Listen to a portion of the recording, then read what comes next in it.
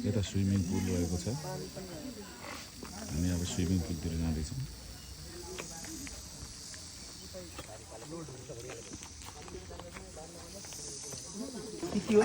केही भनाइ छ दादा?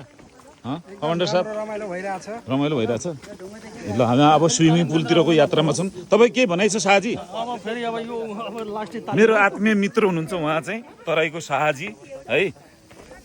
एकदम रमाइलो भएको छ यहाँ गर्दा गर्दै हो। तालिमभन्दा धेरै घुमेर रमाइलो गर्यौँ हामी। यस्तो छ फन पार्क भने टक्क यहाँ चर्के पिङहरू पनि छ हो। हामी मेला जानुपर्छ चर्के पिङ खेल्नलाई भनेपछि यहाँ चाहिँ कैलाश रिसोर्टले भित्रै कविलास रिसोर्टले भित्रै नै राखिदिएको अवस्था छ फन पार्कमा चर्के पिङ पनि। अब आज हाम्रो लागि चाहिँ स्विमिङ पुलको यस्तो विभिन्न विधाहरू छन् यसमा। हामीले विभिन्न स्विमिङ पुलका विधाहरू खेल्नेछौँ आज। ल हाम्रो इन्ट्री हुँदैछ स्विमिङ पुलभित्र कविलास रिसोर्टभित्र। ल हाम्रो इन्ट्री सँगसँगै टक्क ल यस्तो राम्रो यहाँ टक्क पुरानो झुर्लङ्गे पुल पनि रहेछ। हेर्नुहोस् है साथीहरू, पुरानो झुर्लङ्गे पुल क्या राम्रो यस ठाउँमा। यस्तो टक्क स्विमिङ पुल, यहाँ झुल्ने पुल बच्चाहरूलाई खेल्नलाई पनि रहेछ। एकदम आउनै पर्ने रहेछ ठाउँ हो।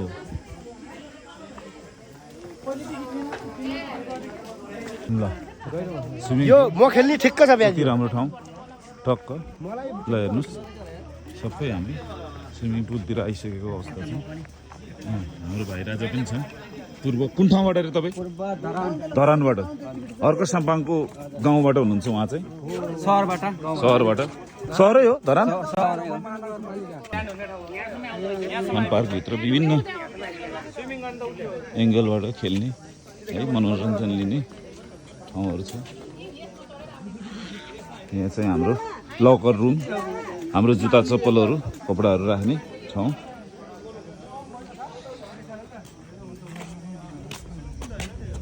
रमाइलो ठाउँ छ।